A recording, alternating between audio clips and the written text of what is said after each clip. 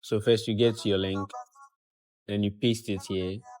You start, you wait some few seconds, and then we get the chance to trim the video to where we want it to end and then where we want it to start. And so we'll just be doing some prototype. Yeah. And then, so the resolution as well, we have the chance to change that, and then the format. And then we click download.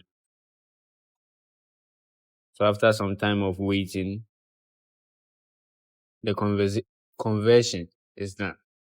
And then we are able to download it.